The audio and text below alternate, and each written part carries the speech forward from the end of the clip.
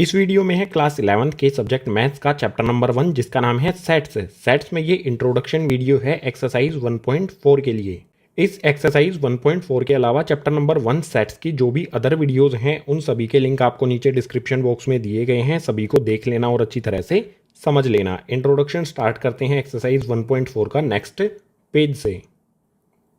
Introduction में सबसे पहले आता है वेन डायग्राम। क्या होता है वेन डायग्राम, सेट्स में इसका क्या यूज होता है, वेन डायग्राम किस तरह से ड्रॉ किए जाते हैं, एग्जांपल के साथ समझेंगे। सो वेन डायग्राम में दिया है relationship between the sets can be represented by Venn diagrams. Sets में जो भी रिलेशनशिप होती है, रिश्ता होता है, उसको रिप्रेजेंट किया जा सकता है वेन डायग्राम्स से। इसमें एक पॉइंट भी दिया है, इसको भी समझते हैं।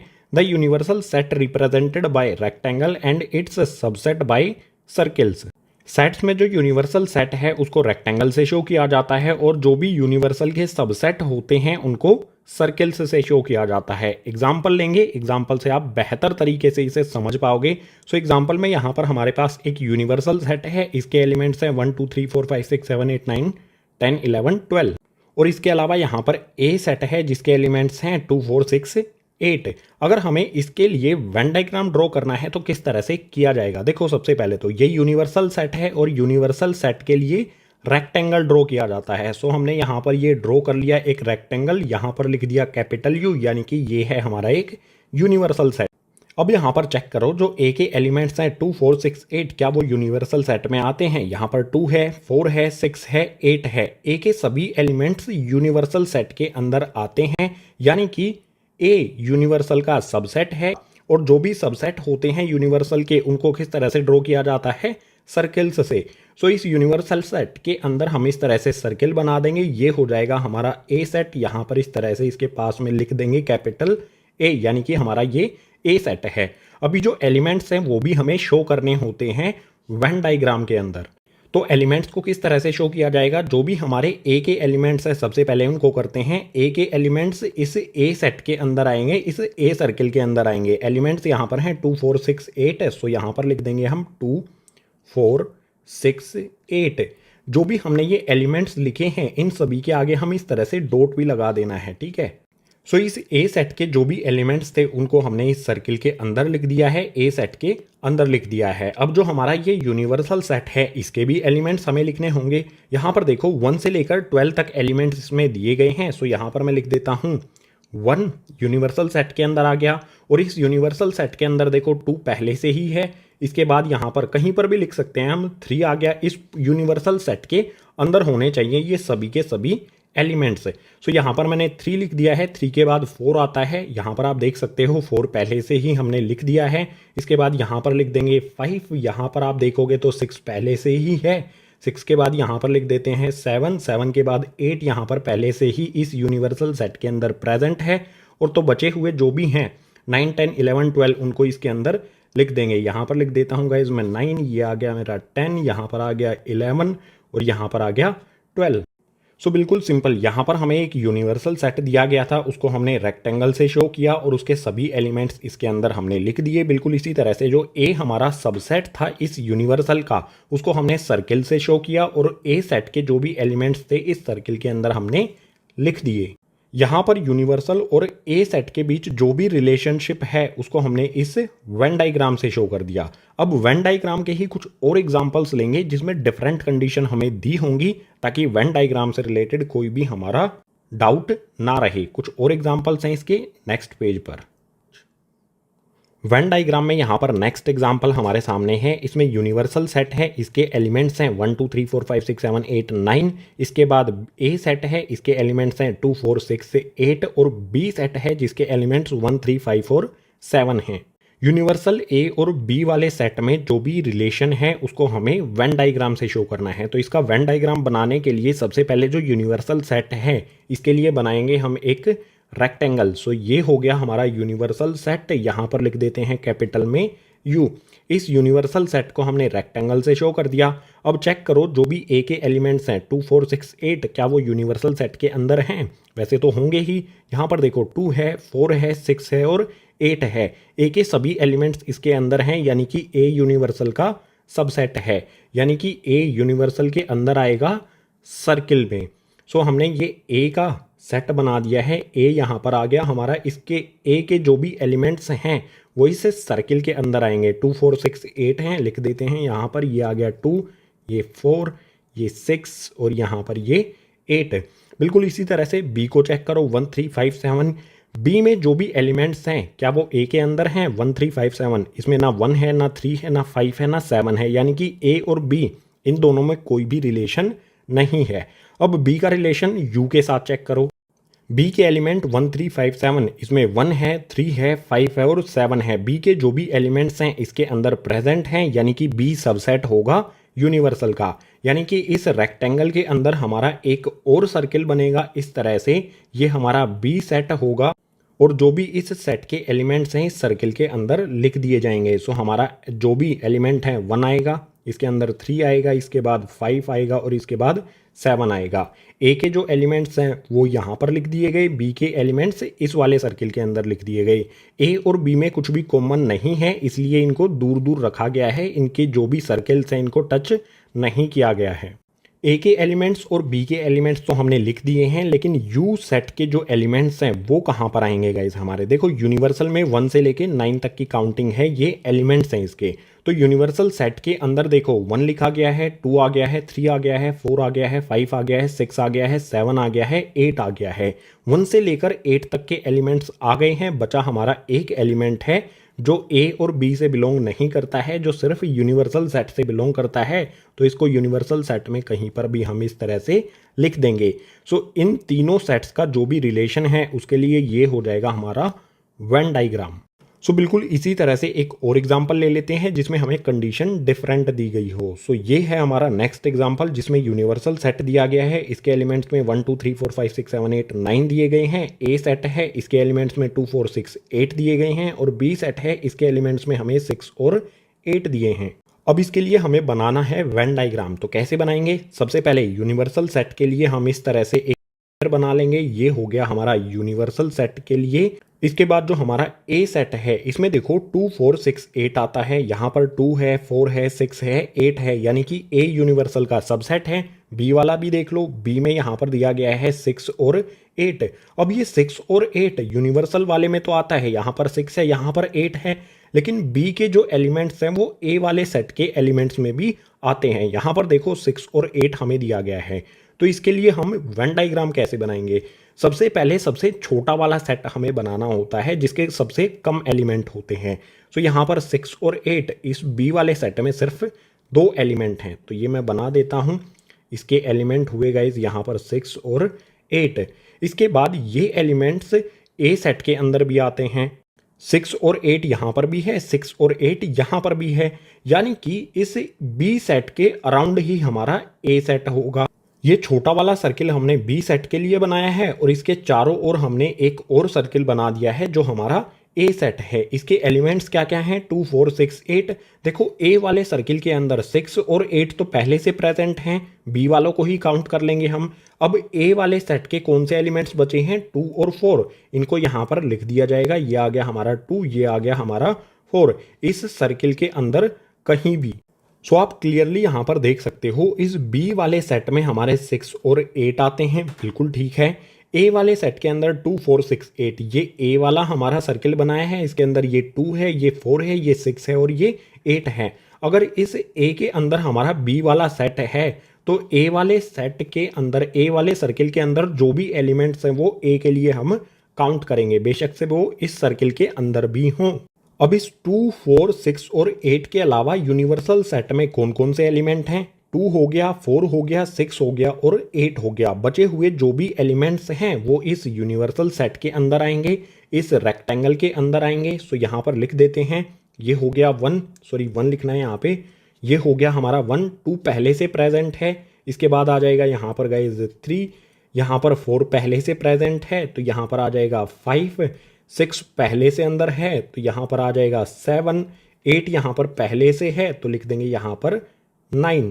आप क्लियरली देख सकते हो ये हमारा बी सेट है, इसके एलिमेंट्स इसके अंदर आ गए। ये हमारा ए सेट है, इसके एलिमेंट्स 2 4 6 8 इसके अंदर आते हैं। और ये हमारा यूनिवर्सल सेट है जिसके अंदर 1 से लेके 9 तक के सभी एलिमेंट्स आते हैं। सो इस वाली कंडीशन के लिए, इस वाले यूनिवर्सल ए सेट और बी सेट के लिए हमारा हो जाएगा ये Venn diagram. So Venn diagram को डेफिनेशन और एग्जांपल्स के साथ हमने यहाँ पर समझ लिया है। अब इस एक्सरसाइज का अगला कॉन्सेप्ट उसके लिए मूव करते हैं नेक्स्ट पेज पर। इंट्रोडक्शन में नेक्स्ट कॉन्सेप्ट आता है ऑपरेशन ऑन सेट से। ऑपरेशंस क्या होते हैं गाइज? नंबर्स पर हम ऑपरेशन अप्लाई करते थे जिनमें नंबर्स को ऐड करना, नंबर्स को सब्ट्रैक्ट करना, मल्टीप्लाई करना, डिवाइड करना, कुछ नंबर्स में से कुछ नंबर्स को कॉमन लेना, ये सभी ऑपरेशंस होते थे नंबर्स पर। कुछ इसी तरह के ऑपरेशन सेट्स पे भी अप्लाई किए जाते हैं। टोटल ये 3 होंगे, एक एक करके सभी को डिस्कस कर लेते हैं। सो इसमें सबसे फर्स्ट ऑपरेशन है यूनियन ऑफ सेट्स। क्या होता है ये? इसमें दिया है let A and B are two sets, union of A and B is contain all the elements of A and B. मान लीजिए हमारे पास कोई 2 सेट हैं ए और बी। अगर इन दोनों सेट्स का हमें यूनियन लिखना है, union of A and B, तो वो क्या होगा? ए और बी के सभी एलिमेंट्स। ए और बी का यूनियन ऐसा सेट होगा जिसमें ए और बी के सभी एलिमेंट्स आते हों, एलिमेंट्स प्रेजेंट हों। इसमें एक पॉइंट भी दिया गया है, इसमें है कॉमन एलिमेंट्स टेकन वंस। जो भी कॉमन एलिमेंट होंगे ए और बी सेट में, उनको सिर्फ एक बार ही लिखा जाएगा। एग्जाम्पल से आप इसे अच्छी तरह से समझ पाओगे। यहाँ पर एग्जाम्पल दिया है, ए सेट है और बी सेट है। ए सेट में एलिमेंट्स है हमारे पास 1 2 3 4 5 6 7 8, और बी सेट में यहाँ पर हमारे पास एलिमेंट है 6 7 8 9 और 10 और 11। अब मान लीजिए हमें इस तरह से सेट दिए गए हैं और हमसे बोला जाए कि union of A and B आपको लिखना है और इसके लिए वेन डायग्राम भी बनाना है जो भी ए और बी का यूनियन होगा। तो किस तरह से लिखा जाएगा? ध्यान से समझो गाइज, यहाँ पर हम सिंबल्स का यूज करेंगे।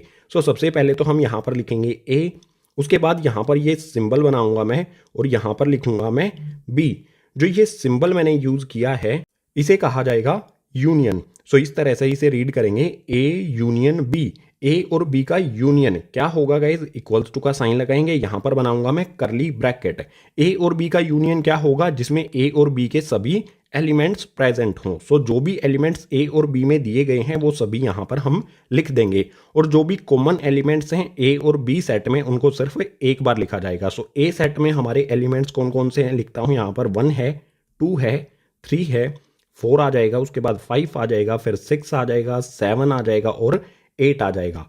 ए के सभी एलिमेंट्स मैंने लिख दिए हैं। अब बी के एलिमेंट्स भी इसी के आगे मुझे लिख देने हैं। बी के कौन कौन से एलिमेंट्स हैं? 6 7 8 9 10 11।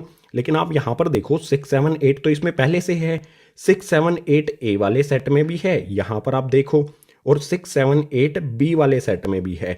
यानी कि 6 7 8 और ये 6 7 8 ए और बी सेट में कॉमन है, और जो भी कॉमन एलिमेंट्स हैं उनको एक बार लिखा जाता है। सो 6 7 8 को लिख दिया गया है, तो इससे आगे 9 10 और 11 यहाँ पर लिखे जाएंगे। ये आ गया 9, उसके बाद 10 और 11, करली ब्रैकेट कर देंगे क्लोज।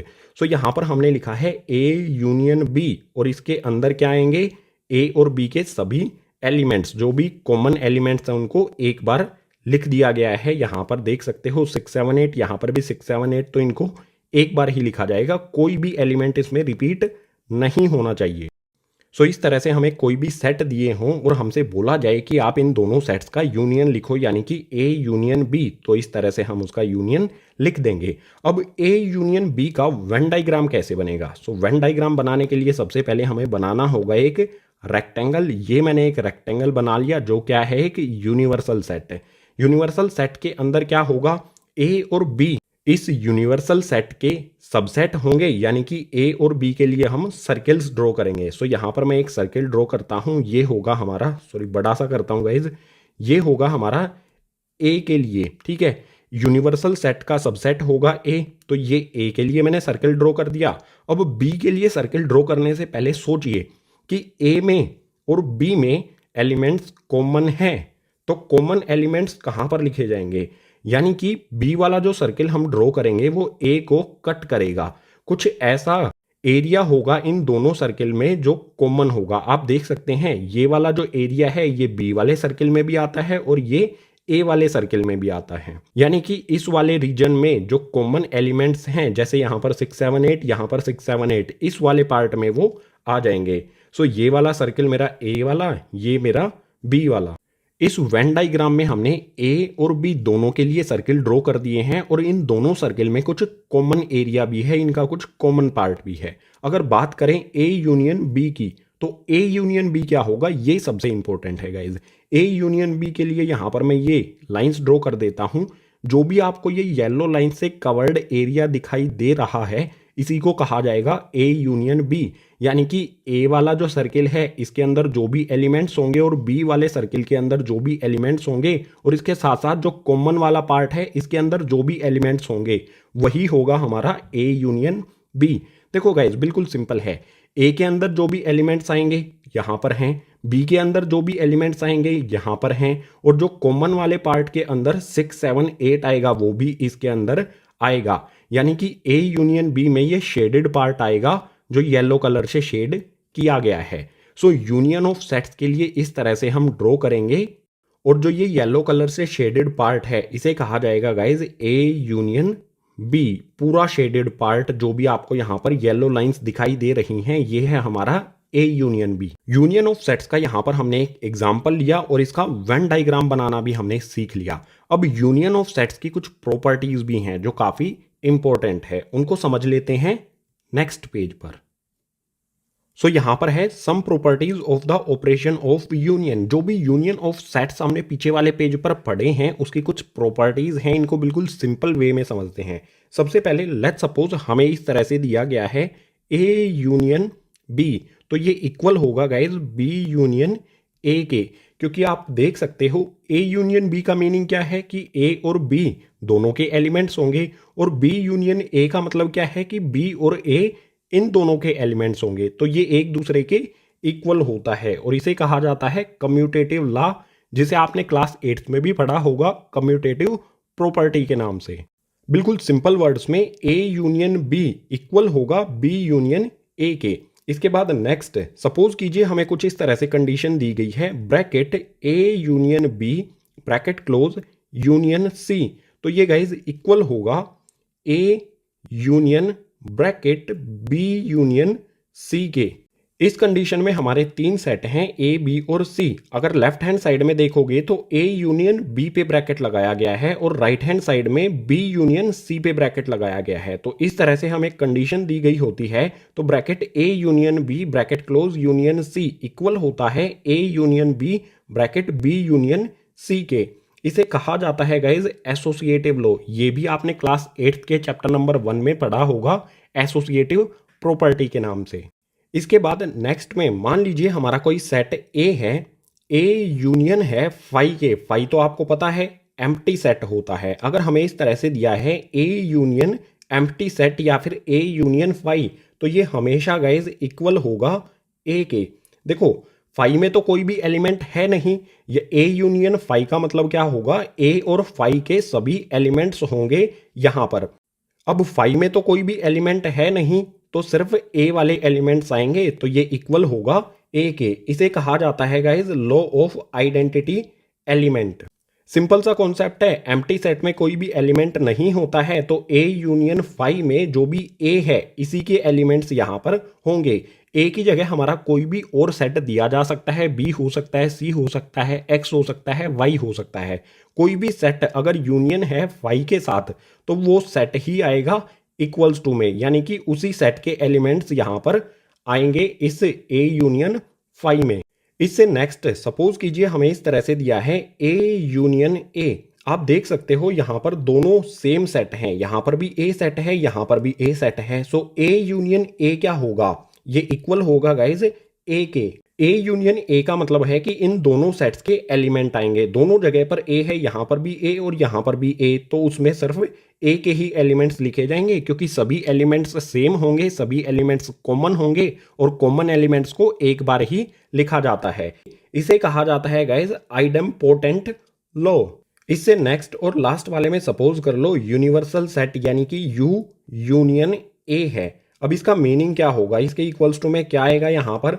देखो ए कोई भी सेट है, यहां पर हमारा ए है, कोई भी सेट हुआ चाहे ए की जगह हमारा कोई भी सेट होता, ये ए इस यूनिवर्सल का सबसेट होगा, तो इक्वल्स टू में क्या आएगा यूनिवर्सल यूनियन ए। इसका मीनिंग है कि इन दोनों सेट्स के एलिमेंट्स यहां पर आएंगे। अब ए इसका सबसेट है तो ए के सभी एलिमेंट्स यू के अंदर पहले से प्रेजेंट होंगे। इट मीन्स रिजल्ट में हमें यू मिलेगा। इसे कहा जाता है गाइज लॉ ऑफ यू, यानी कि लॉ ऑफ यूनिवर्सल सेट। सो यहां पर हमने यूनियन ऑफ सेट्स की कुछ प्रॉपर्टीज को पढ़ लिया है, तो यूनियन ऑफ सेट्स वाला ऑपरेशन हो जाता है हमारा कंप्लीट। अब सेट्स में जो नेक्स्ट ऑपरेशन है उसको स्टडी करने के लिए मूव करते हैं नेक्स्ट पेज पर। ऑपरेशंस ऑन सेट्स में सेकंड आता है guys intersection of sets. Intersection क्या होता है सेट्स का? सो इसमें दिया है let A and B are two sets, intersection of A and B is contain all the common elements of A and B. Intersection of sets को समझने के लिए मान लो हमारे पास एक सेट है ए, एक सेट है बी। अगर इन दोनों का हमें इंटरसेक्शन लिखना हो, यानी कि intersection of A and B, तो उसमें क्या होगा, जो भी कॉमन एलिमेंट्स हैं ए और बी के, वो सभी कॉमन एलिमेंट्स इनमें लिखे जाएंगे intersection of A and B में। और इसमें यहां पर ये पॉइंट दिया है, इसमें है कॉमन एलिमेंट्स टेकन वंस। जो भी ए और बी सेट में कॉमन एलिमेंट्स होंगे उनको एक बार ही लिखा जाएगा। इसको एग्जाम्पल से आप और अच्छी तरह से समझ पाओगे। सो एग्जाम्पल में यहां पर हमारे पास ए और बी सेट हैं। ए के एलिमेंट्स में 1 2 3 4 5 6 7 8 है और बी के एलिमेंट्स में 6 7 8 9 10 और 11 है। अगर हमें इन दोनों सेट से ए और बी का इंटरसेक्शन लिखना है तो वो किस तरह से लिखा जाएगा, और जो भी इंटरसेक्शन होगा उसका वेन डायग्राम कैसे बनाएंगे, ये सारी चीजें समझते हैं गाइज एग्जाम्पल से। सो यहां पर मैं लिखता हूं ए, सिंबल लगाऊंगा मैं इंटरसेक्शन का, उसके बाद लिखूंगा मैं बी। ये वाला जो सिंबल मैंने लगाया है ये है गाइज इंटरसेक्शन। सो इसे इस तरह से रीड करेंगे ए इंटरसेक्शन बी। इसके बाद इक्वल्स का साइन लगाएंगे, करली ब्रैकेट बनाएंगे, और करली ब्रैकेट के अंदर क्या आएगा, जो भी कॉमन एलिमेंट्स हैं ए और बी के। सो यहां पर देखो 1 ए वाले सेट में आता है, इसमें नहीं आता है, सिर्फ कॉमन वाले एलिमेंट हमें लिखने हैं। तो कौन कौन से कॉमन एलिमेंट है ये देख लो। इसमें 2 है, इसमें नहीं है, इसमें 3 है, इसमें नहीं है, इसमें 4 है, इसमें नहीं है, इसमें 5 है, इसमें नहीं है, इसमें 6 है, इसमें भी 6 है। तो हम यहां पर लिखेंगे 6 क्योंकि ये कॉमन है, ए वाले सेट में भी है और बी वाले सेट में भी है।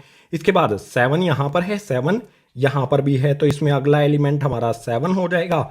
इसी तरह से यहां पर 8 है और यहां पर भी 8 है, तो अगला एलिमेंट हमारा 8 हो जाएगा। इसके बाद देखो इसके एलिमेंट हमारे पूरे हो गए।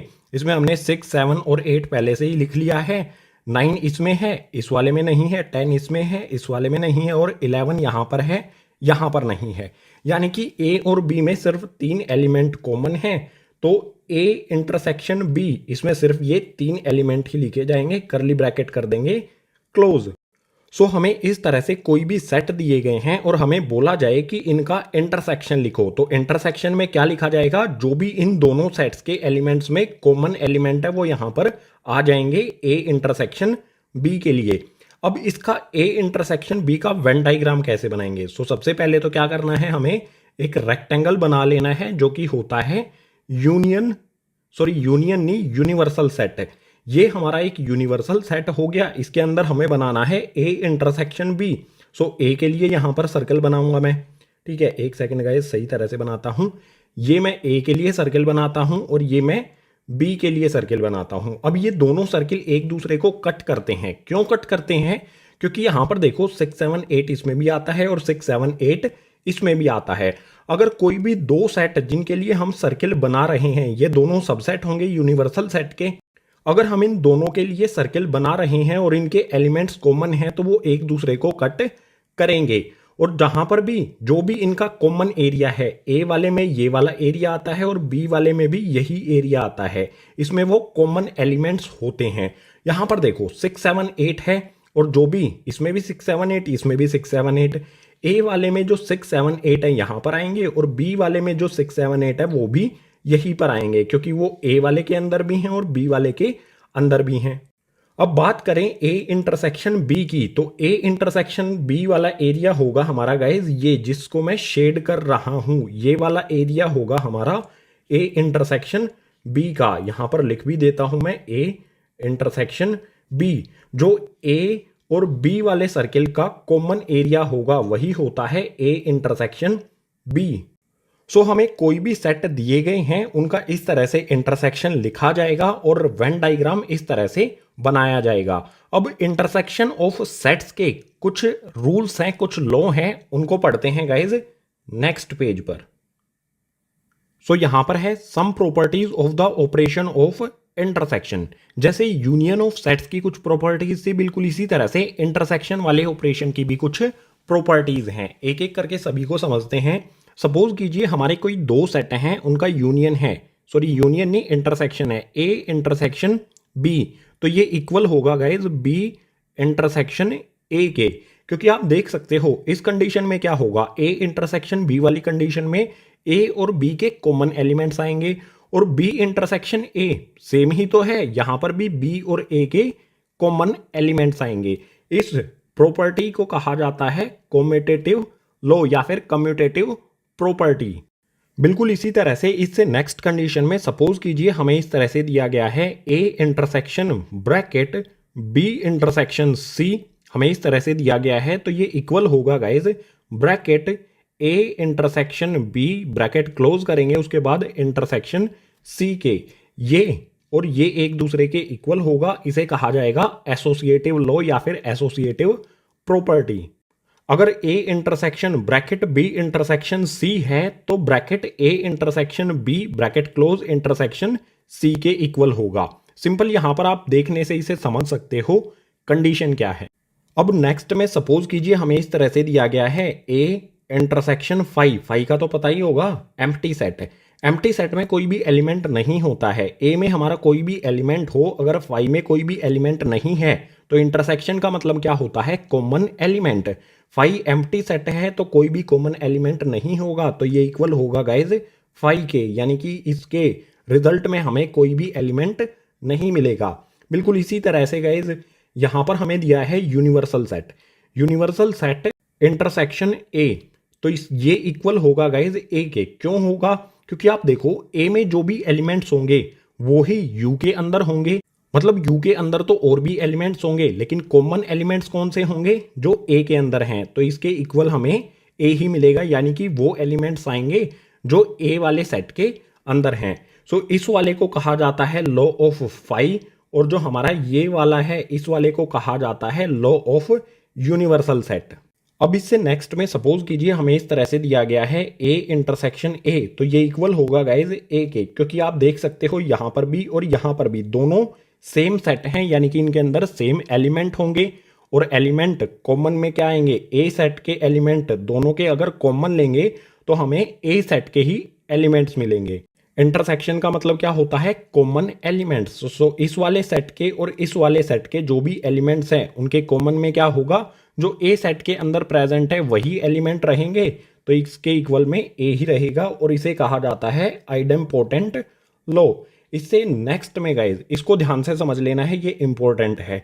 हमें इस तरह से दिया गया है A intersection bracket B union C, यहां पर मैंने यूनियन का साइन लगाया है, ठीक है, यहां पर इंटरसेक्शन है, यहां पर यूनियन है, तो ये इक्वल होगा guys bracket A union B bracket intersection bracket लगाऊंगा यहां पर, और ए इंटरसेक्शन सी के। इसे ध्यान से समझ लो, याद कर लो, जो भी ये प्रॉपर्टीज आपको बताई गई है ना, इनका यूज किया जाएगा क्वेश्चंस को सोल्व करने के लिए।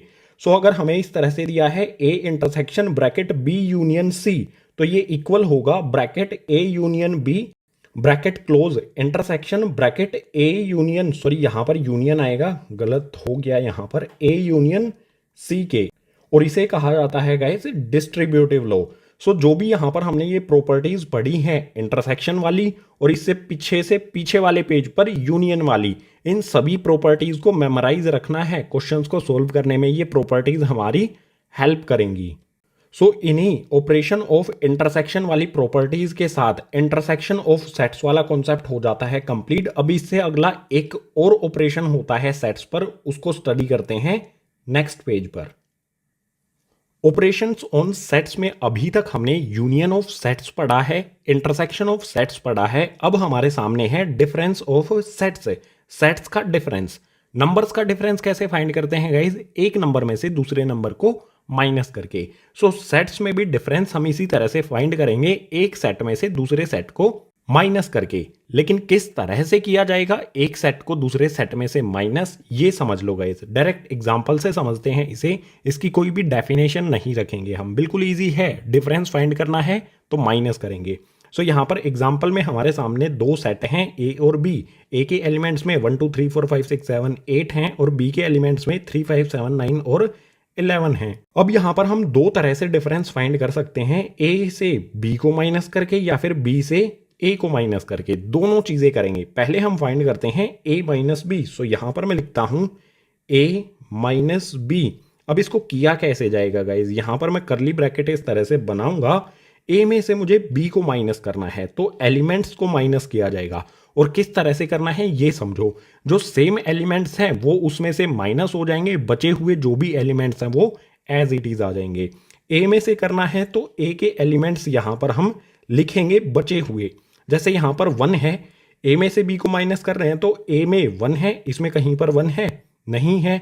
सो ये 1 यहां पर हम लिख देंगे, 1 आ गया। बिल्कुल इसी तरह से 1 के बाद यहां पर है 2। इस ए सेट में 2 है, ए के सेट में 2 एज अ एलिमेंट है। और यहां पर देखो इसमें कहीं पर भी 2 नहीं है तो यहां पर ए माइनस बी में आ जाएगा 2। इसके बाद यहां पर देखो 3 है, इस 3 में से ये वाला 3 माइनस हो जाएगा। ए में से बी को माइनस कर रहे ना, सो 3 में से 3 माइनस हो गया 0, यानी कि ये वाला 3 हम नहीं लिखेंगे, कट कर देंगे। इसके बाद यहां पर देखो 4 है, इसमें कहीं पर भी 4 नहीं है तो हमारा यहां पर आ जाएगा गाइज 4। बिल्कुल इसी तरह से यहां पर देखो 5 है, इसमें यहां पर ये रहा 5, सो इस 5 को भी नहीं लिखा जाएगा। इससे नेक्स्ट देखो यहां पर है 6, इसमें 6 नहीं है तो हमारा 6 यहां पर आ जाएगा। इसके बाद यहां पर देखो गाइज 7, इस वाले में 7 है तो इस 7 वाले को भी कट कर दिया जाएगा। बिल्कुल इसी तरह से यहां पर है 8, इसमें 8 कहीं पर भी नहीं है तो यहां पर आ जाएगा 8, करली ब्रैकेट कर देंगे क्लोज। हमने ए में से बी को माइनस किया तो ए के वो सभी एलिमेंट्स हमने कट कर दिए जो बी के अंदर प्रेजेंट हैं। बचे हुए जो भी एलिमेंट्स हैं हमने यहां पर लिख दिए, यही होगा हमारा ए माइनस बी।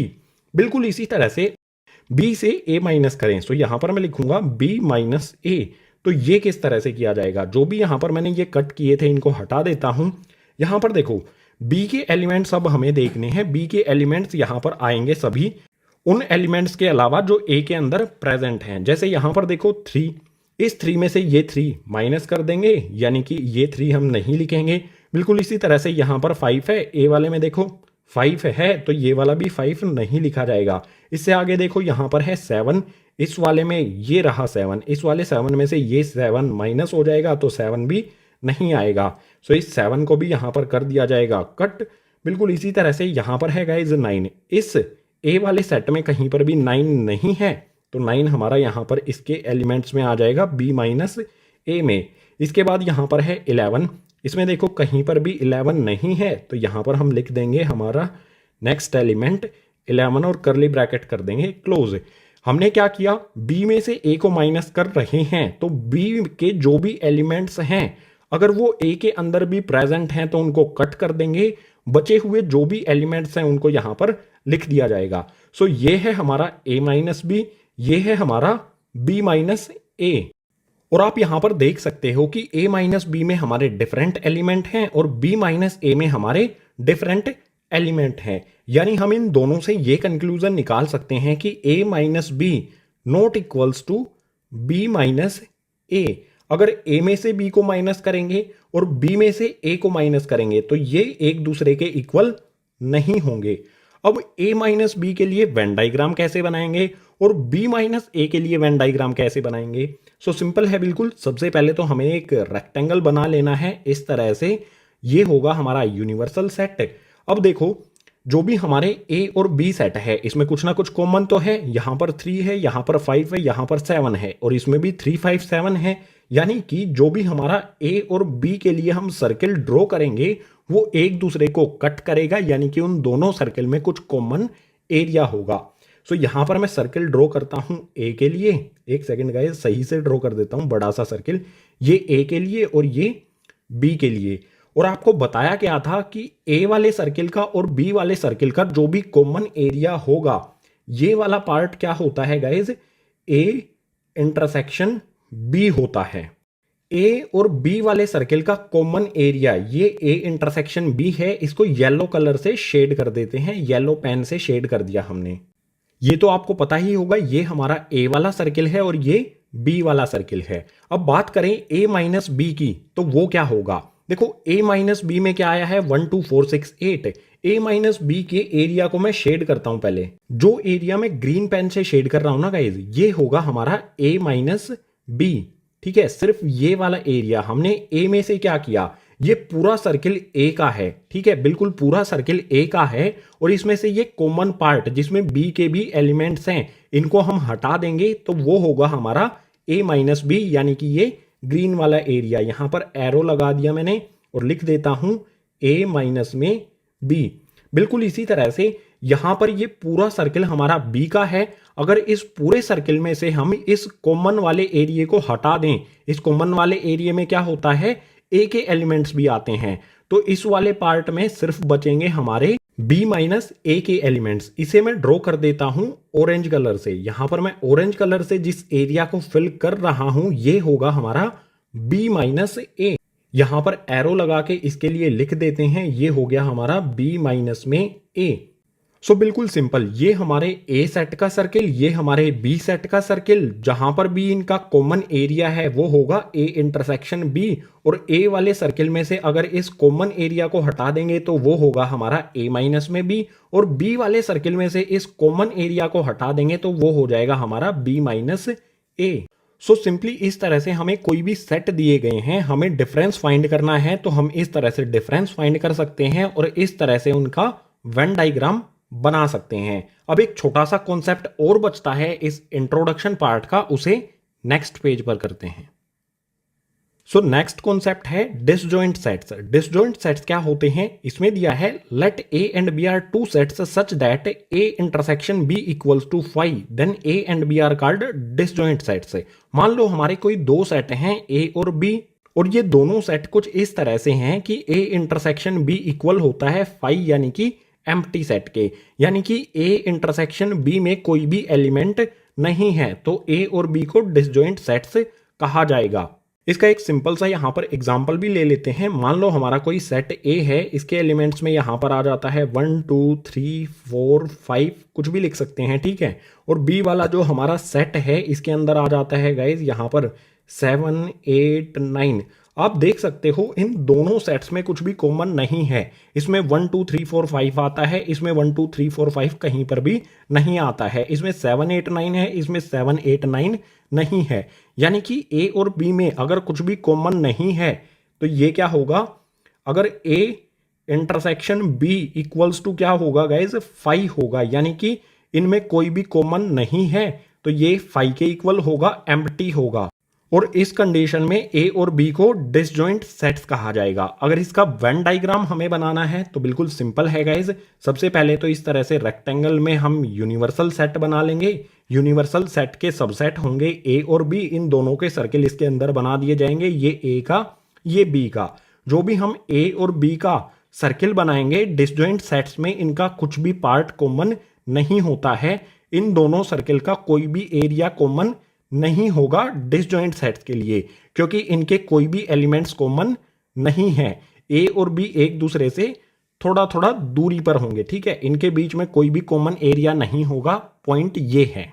और आप यहां पर यह भी देख सकते हो कि ए और बी सेट में कोई भी एलिमेंट कॉमन नहीं है, तो ए का सर्किल और बी का सर्किल इनमें कोई भी एरिया कॉमन नहीं होगा। तो डिसजॉइंट सेट्स के साथ ही एक्सरसाइज 1.4 का इंट्रोडक्शन पार्ट हो जाता है कंप्लीट। उम्मीद करूंगा सभी कॉन्सेप्ट आपको समझ आए होंगे। अगर समझ आए हैं तो इस वीडियो को लाइक करो, अपने सभी क्लासमेट्स के साथ शेयर करो, और जो भी नए स्टूडेंट हैं चैनल को सब्सक्राइब कर लो। क्लास 11th की वीडियोज इसी तरह से चैनल पर आती रहेंगी।